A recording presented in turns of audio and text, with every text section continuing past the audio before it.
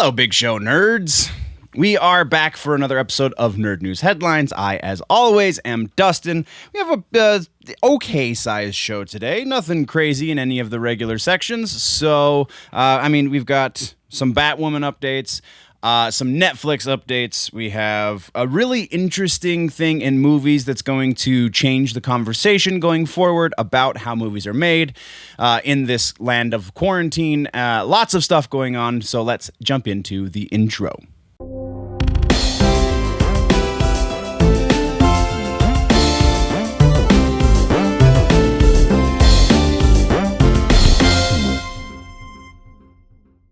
Let's talk TV streaming. We have two pieces for TV streaming. First up is, I feel like everyone knows this at this point, but I had to put it in because we talk about this show a lot. It's Sabrina, the chilling adventures of Sabrina, the teenage witch, got canceled. So when we get the final set, is that what they're calling it? The final...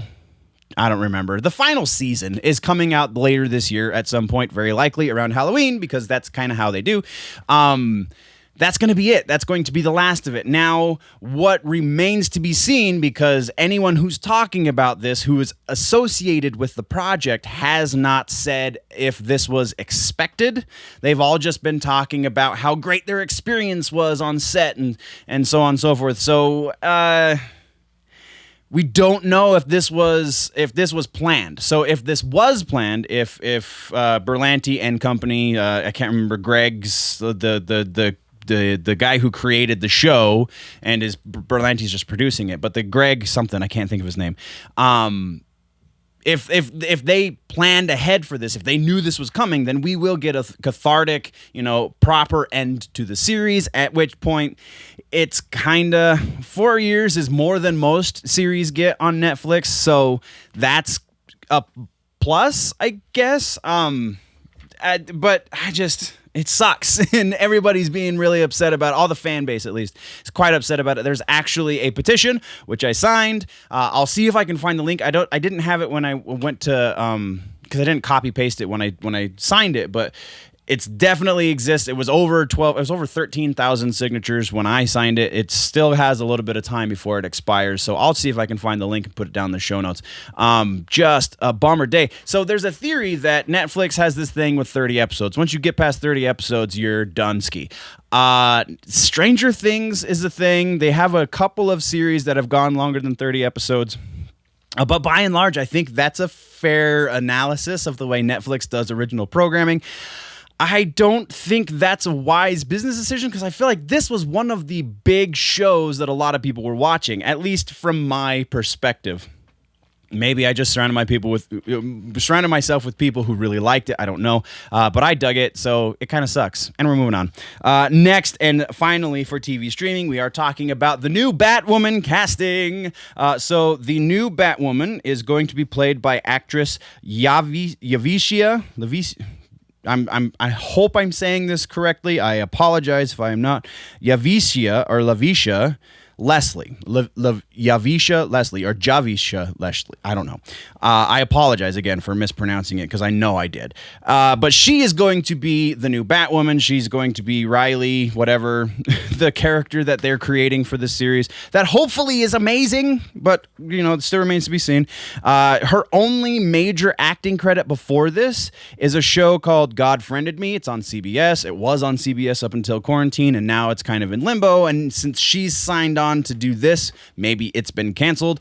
That was kind of not made clear, but that is who our new Batwoman is. And let's see what happens, man. All right, nerds. Breaking news. I had to cut in real quick to this episode, so sorry if things are different right now, but breaking news, there is a new Batman series that is actually going to HBO Max. It's not the rumored Batfleck series. It is a Batman series that takes place in Matt Reeves' universe. It's not Batman-centric. It is going to be something to do with the Gotham Police Department, so it sounds like it's going to be a procedural. As more about this happens to start coming out, we'll cover it. We will probably get into more detail in the next episode, the beginning of next week. So, sorry I didn't have more info, but I didn't want to do another this just happened as I was going to publish the episode kind of thing. So, and now back to your regularly scheduled nerd news update. Now we are talking about movie news. And first up is a really fun one. Do you remember an actress named Tami Stronach? Or Stronach? I think it's Stronach. If you don't, then I don't fault you. You're either not young enough or not old enough, rather, or you just didn't know that the Child-like Empress the name of the actress who played the Child-like Empress in Neverending Story was Tami Stronach. Well, she's now going to be in a second movie 25, 30 years later. So she and Sean Astin and Rhea Perlman and Christopher Lloyd and Jim Henson's Creature Factory, are going to be making another movie in the same vein as those kind of lower budget 80s fantasy films like The Neverending Story, which is kind of freaking awesome. The name of the movie, I'm totally burying the lead here. The name of the movie is Man and Witch. The Stronach will be the star. She is going to be presumably the witch. Sean Astin is going to be a voice for one of the creatures. Christopher Lloyd, very likely as well. Rhea Perlman, I couldn't make heads or tails if she was going to be on screen or just a voice. Either way, Jim Hensen, 80s fantasy. Yes, please. Moving on. Now we're talking about the Schumacher Cut. That's right, we're talking about Schumacher Cut in the news, not in the rumors, because apparently it actually freaking exists. Yes, that is correct. We have Joel Schumacher's 170-minute cut of Batman Forever. It has come out in the last couple of days that yes, this cut actually does exist. There is presumably footage or most of the existence of it somewhere in a can in the Warner Brothers vault. And we're probably never going to see it, according to some producers. That's a little bit strong language. I feel like if the quarantine situation continues much longer, then we're going to see everything they're hiding from us in that vault. But and this will be probably top of the pile, I'm sure, because the noise that was made about the Snyder Cut and the noise that is now being starting to be made about the Ayer Cut, I can only imagine the Schumacher Cut, because that movie was almost as much of a disappointment as the Justice League. I can only imagine that the fervor, and it's been sitting in the can longer, so the fervor for that movie will probably grow to at least enough of a fever pitch that eventually they'll say, okay, we'll release it on HBO Max. I can't say that for certain. I'm assuming a lot here. We're moving on next. We're talking now about Comic-Con at Home. The schedule has been released. You can check the show notes. I have a link to the most relevant pieces. I think it actually is the entire schedule. Go check it out, though, because it looks pretty freaking awesome. Some notable things about this are Disney Marvel specifically, because Marvel Comics is going to be there, but Disney Marvel is not. So we're not going to be seeing anything from the MCU. We're also not going to be seeing anything from DC. I didn't see if they had any DC comic book stuff on the schedule, but definitely not any DCEU Warner Brothers stuff, which makes freaking sense because DC is doing their own digital convention next month. So yeah, that is what it is. That's all we've got on that. Next, we're moving over to the Halloween movies, the third and fourth, or the second and third, or however you want to look at it. The Halloween Kills and Halloween Ends.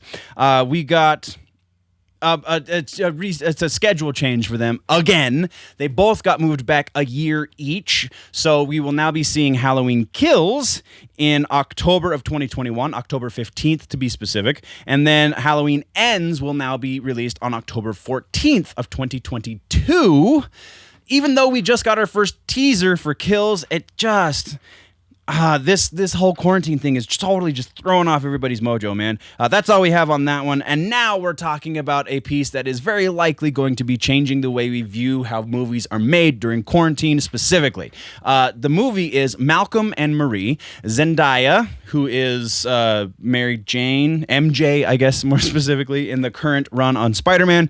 And she's, a Disney name, and she's done things, and the kids know her. Zendaya hit up her director for the show that she's currently doing called Euphoria, director Sam Levinson, and she said, hey, since everything's shut down, do you think we can maybe do a movie on a smaller scale?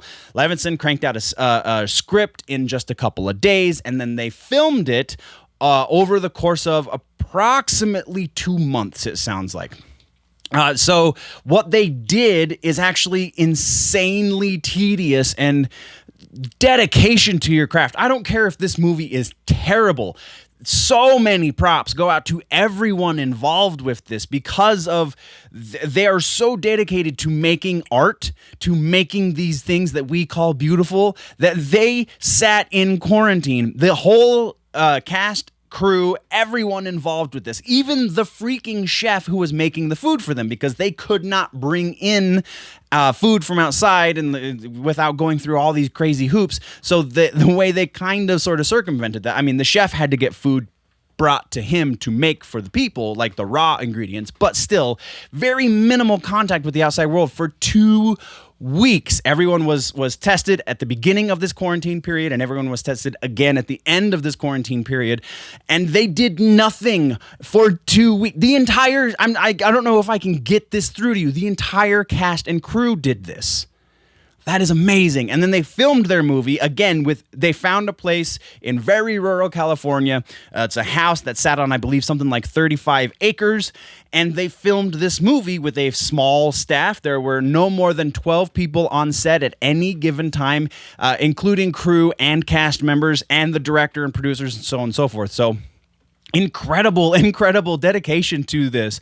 And then they went through another quarantine period on the way out of this project. So there's so much more hoops that they jumped through for this. Like I don't have the time to cover it in whole, because then the episode would be like an hour long. So just incredible, man. Incredible. Malcolm and Marie, again, is the name of this movie. I don't know when it's going to come out. Hopefully it comes out soon. It's probably going to go to video on demand in some respect. And this is definitely going to be worth our time again, just because of the dedication this cast and crew had to their art, man. All the props. It's rumor time, baby. Rumors. We have Tron 3.